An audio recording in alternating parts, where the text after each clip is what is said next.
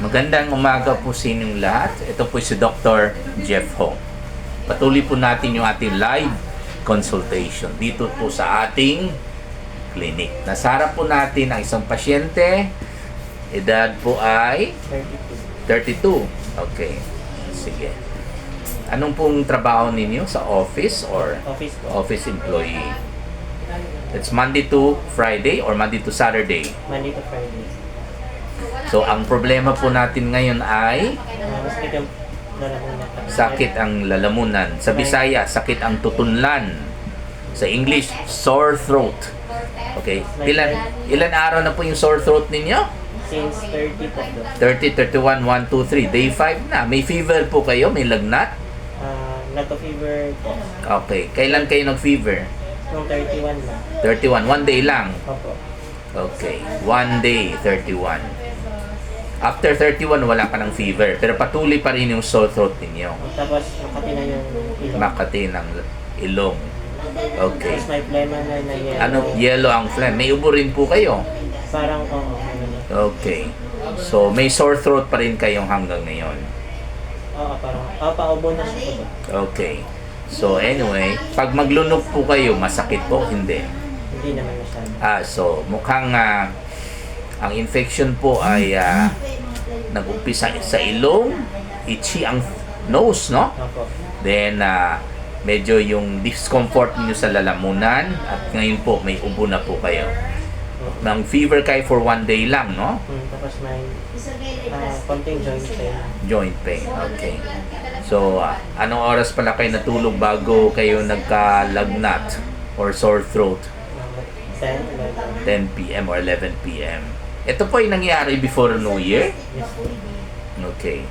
So, as usual, ang number one dahilan ng sakit po ninyo ay walang iba kundi bagsak ang immune system or body resistance. At ang number one dahilan kung bakit bagsak ang immune system ay walang iba kundi late matulog. At ang number one dahilan ng late matulog ay walang iba kundi cellphone. Sa cellphone ba? Hindi. Pinsan. Cellphone. Ano yung ginagawa niyo sa gabi bukod sa cellphone? TV. TV, okay.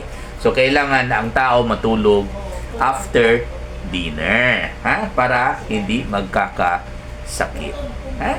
Kasi pag maaga matulog, okay, sinabi ko na po, kahit 1 milyones mikrobyo ang makapasok sa ilong ninyo, okay, bumababa sa lalamunan, patungo sa baga, hindi kayo magkasakit pag maaga matulog. Ha? Pero pag kulang kayo sa tulog, kahit isang gabi lang at napasukan kayo ng mikrobyo, ha? Kahit isang mikrobyo lang, ha? Didikit yan sa ilong ninyo at magbabahin kayo or makating ilong ninyo. Didikit sa lalamunan ninyo, mamamaga yan at kakati or magsakit paglunok. Diretso po yan. Minsan sa daanan ng hangin, magkakaroon kayo ng bronchitis or pupunta sa baga at magkakaroon po kayo ng pulmonya. So, paano magkakaroon kayo ng pulmonya? Siyempre, yung isa maging dalawa, yung dalawa maging apat, yung apat maging 8. Okay? Bakit makapag-multiply ang mikrobyo? Kasi, kainin niya yung baga ninyo. Ha? At pag magkaroon po kayo ng plema, lalong gamitin ng mikrobyo yung plema. Kasi ang ulam ng plema, ang pagkain ng mikrobyo ay yung plema mismo.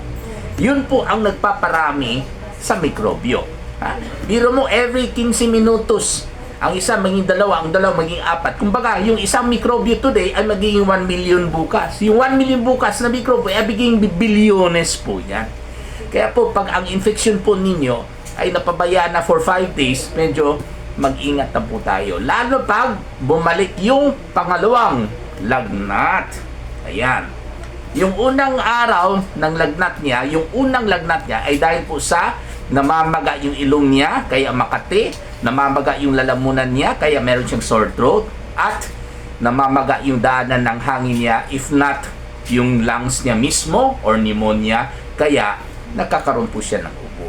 Kaya mag-ingat po tayo, huwag natin hintayin na maglala yung infection natin, lalo yung pagbalik ng pangalawang lagnat. Kasi ang pagbalik ng pangalawang lagnat, ha?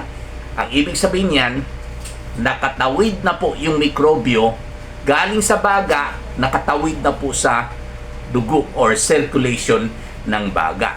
Diyan po ang mas matindi. Kasi po, pag nasa dugo na po yung mikrobyo, mas mabilis sila mag-multiply. Mas malaking chance sila mag-multiply. Bakit?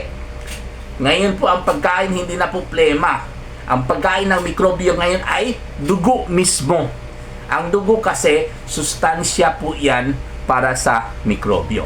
Kaya po, pag nakarating na po yung mikrobyo sa dugo, magkakaroon kayo ng pangalawang spike ng fever at dyan na pa kayo mabilis maglala.